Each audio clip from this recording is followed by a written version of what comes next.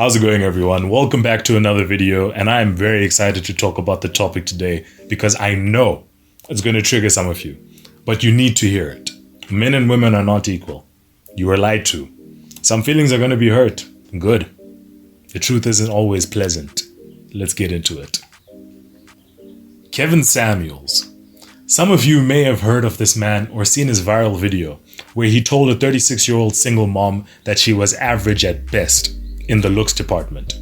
That's how I got introduced to him and his content, and his social media platforms ever since then are increasing at an exponential rate as a result. I started following his channel back when it had maybe 220,000 subs, and now it's way past 350,000 subs in the past month and a half. I decided to dive deeper into his content, and the man tells the unfiltered truth, and I'm inclined to agree with him. Go check out his channel if you want to learn more, and I'll leave the links down in the description below. So, to prove my point, I'm going to use an example to demonstrate why men and women are not equal. There are two people. One is a single 35-year-old man, and one is a single 35-year-old woman. They both live in the same place, doing the exact same job, earning the exact same amount of money. On the surface, this appears to be equal, right? In the workplace, this works. Women should be equal to men, they should get the same amount of money. But in relationships and marriage, we just simply aren't. The man being 35 is very different to the woman being 35. We're going to be dealing with the majority of people in this video. There will always be outliers and the exception to the rule with anything, but most people want to start a family and have children of their own. Pick 10 random people off the street, put them in a line, 6 or more of the people are going to say they wish to have a family or they already have one. That's why it gets shoved down our throats in ads and the media. Valentine's Day is coming up, and you are seeing ads about couples all over the place. Why? Because the media knows most people want to be in a relationship or married one day. So they feed you exactly what you want to hear. According to the National Retail Federation, an estimated $57.4 billion was spent in 2020 alone on Valentine's Day, with America taking up $27 billion of that by itself. To put that into perspective, that means only 75 of the 201 countries on Earth, 38%, have a higher GDP than the amount that was spent on Valentine's Day. Let that sink in. That is crazy. Advertising agencies know this. People crave love and companionship. Weddings, romantic movies, dating shows such as The Bachelor and The Bachelorette, Disney films. There's a reason these industries are so successful, because it targets the desires of most people. How many girls have always dreamt about their wedding day, for example? 2 out of 3 of the most successful movies of all time include romance, Titanic and Avatar, and that's not by accident. All I Want for Christmas by Mariah Carey is arguably one of the most popular Christmas songs ever, and it gets played everywhere whenever Christmas comes around, and it's about a woman wanting her man. I can go on and on, but you get the point. So back to the example. The 35-year-old man is finally at the stage he wants to get married and start a family. He pursues and starts a relationship with a 27-year-old woman and chooses to marry her, goes on to have 2 kids with her, and they continue to live their lives as a family. Now, the 35-year-old woman is finally at the stage she wants to get married and start a family. She hopes to have a high-value man choose her and propose to her, but realizes that the men she wants aren't as interested in marrying her. Time passes, she goes into her 40s, incredibly successful in her professional career, but lonely, unable to have kids, and unmarried as she goes on to live out the rest of her days. I was very deliberate with my words here for a reason. The first sentence in both scenarios were exactly the same. They both reached the stage they wanted to start a family, like most people eventually do. Both 25, both want to start a family. However, he pursued the woman he wanted to marry, whereas she hoped to be chosen by the man she desires. Women control access to sex, men control access to relationships and marriage. I'll say it again. Women control access to sex, men control access to relationships and marriage. Women have sex when they want, men have sex when they can. Ladies, if the man you want does not go on one knee and propose to you, you are not getting married. You are waiting to be chosen. You might love him to death, but if he doesn't propose, you are not getting married. How many women do you know that have proposed to their boyfriend? I personally don't know anyone. I know most of you would rather turn blue in the face than ever do that, no matter how much you love your man. The 35-year-old man in the example pursued a 27-year-old woman. Why? Most women tend to date women that are younger than them. I'm pretty sure if you look with your own families, your own parents and grandparents, your father was older than your mother. He could have dated a younger woman who was 34 or 33, but he went for the 27-year-old. Why did a 35-year-old man go for the 27-year-old? Because he desired to start a family. Ladies, your biological clock doesn't give a damn about your career, your job, your hopes, or your dreams. Once it runs out, it runs out. You might desire to be a partner at your law firm or at the top of whatever leadership position in your field of choice. That usually takes time. And like I keep going on about, time is the most valuable resource we have. It's unlikely you are going to be the CEO or on the board of directors in your 20s. The mistake women of today are making is putting off starting a family to pursue these personal goals and these career goals. There is nothing wrong with wanting to be the best you can be in your career. However, this is why I say men and women, we're not equal. Ladies, you need to understand that you don't have as much time to start a family of your own as us men do. According to several studies, most women's biological clocks run out between 35 and 40. It is possible to have kids at that age and beyond, but the likelihood decreases dramatically with every passing year and it falls off an absolute cliff in your 40s. That's why between the ages of 27 and 35 is what Kevin Samuels likes to call the danger zone. It's the age range where if women hope to get married and start a family of their own one day, it has to happen at the latest in this time period, or you are likely not going to have children of your own. It is advisable for women that do wish to start a family, do so within this time period. If you currently have a boyfriend that you have and you are within that age range, I hope for your sake that he decides to propose to you. Because the older you get, the less options you have in terms of men. Start dating with intent in this time period. No more Netflix and chill. The 35-year-old man understands this. So he decides he will pursue a younger woman who just so happens to be 27. Odds are her fertility is higher than a 35-year-old woman, so he chooses her.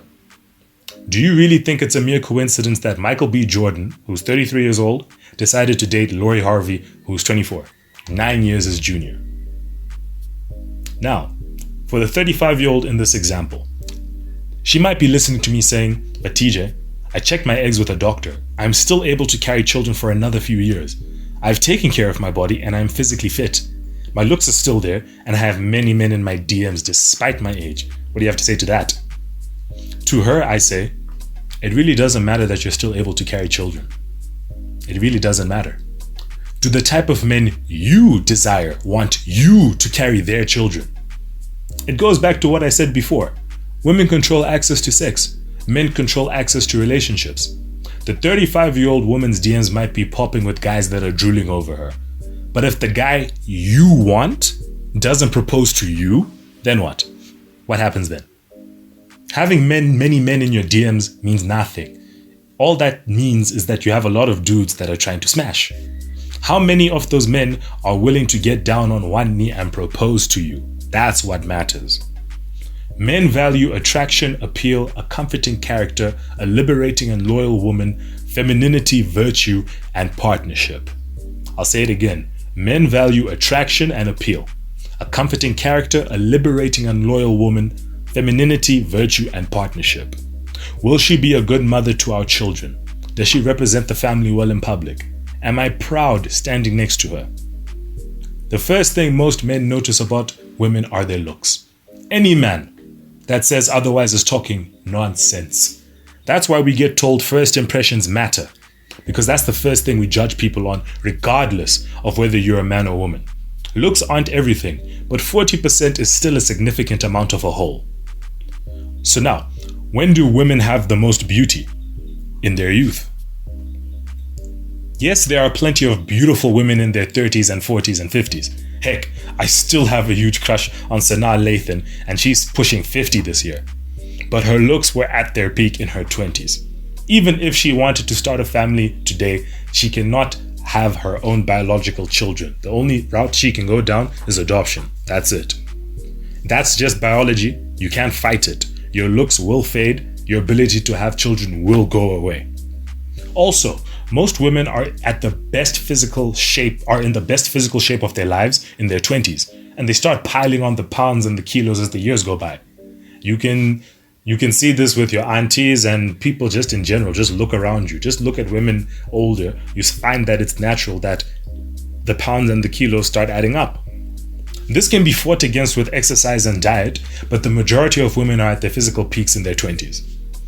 This is why looks are only 40% of what men desire.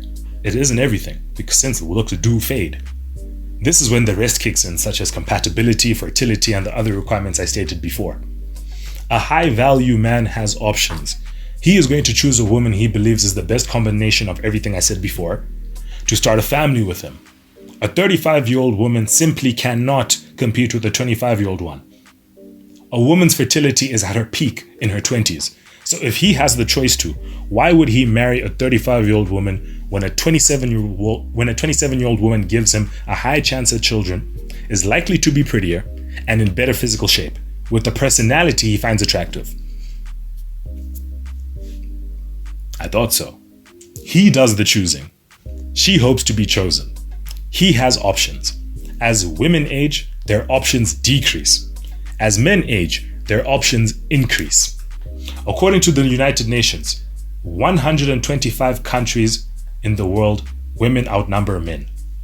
So that is 62% for those that don't want to do the math. 125 countries out of the 201 on earth, women outnumber men, 62%.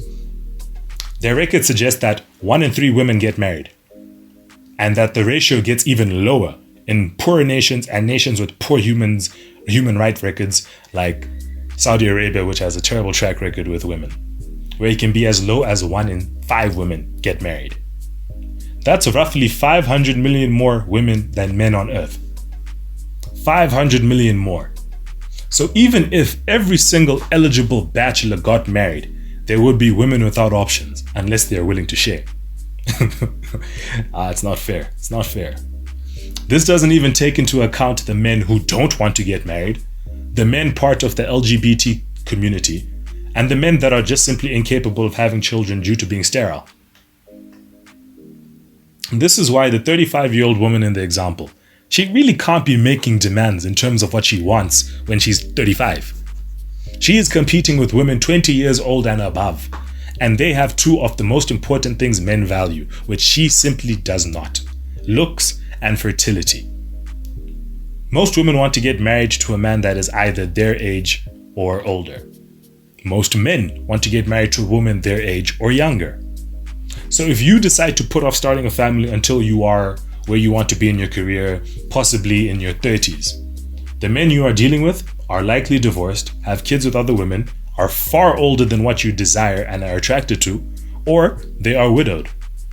I'm very sure most women don't grow up thinking their ideal man is a baby daddy of 2 children from another woman. The older woman gets, the less appealing she is in the marriage marketplace. The older a man gets, the more appealing he is in the marriage marketplace. So whilst the man can put off starting a family, because men can start a family pretty much at any time they start making sperm to the day they die, women cannot do the same. Simon Cowell, Jeff Goldblum, Steve Martin, George Clooney, and many more became first-time fathers in their 50s. How many first-time mothers do you know in their 50s? Once the biological clock runs out, it's over. And how often do you find men that want to marry without wanting children of their own? That is the vast minority. Most want kids. That's pretty much the main reason men want to get married. If you can't provide that, you will simply go to a woman that can. That is the harsh reality. This is why women must navigate their career with their desire to start a family at the same time and have a husband much earlier on than starting at 35. Is it fair? Absolutely not. But it's reality. Life isn't fair. Some of you were born into great countries through no control of your own, which gave you opportunities many people can only dream of. Some of you were born into abusive families, and some of you have sadly lost loved ones at a young age. You either work within reality, or reality will give you a harsh reality check down the road, because time is undefeated. So guys, probably one of the longest videos I've made, but it's truly a very important topic to me. That's going to be it for this video. I know a lot of you went into the video reading the title and were ready to spit fire and all the other stuff. But I hope that you understand where I'm coming from by the end of it. I gave you the facts and numbers. This isn't even me about my opinion or whatever I want. 500 million more women than men on earth.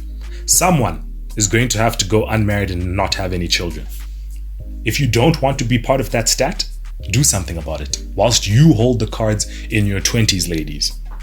As stated in the example, the man and women are equal at work, but that's work. But when it comes to relationships and marriage, we are not equal. Women control access to sex, men control access to relationships and marriage.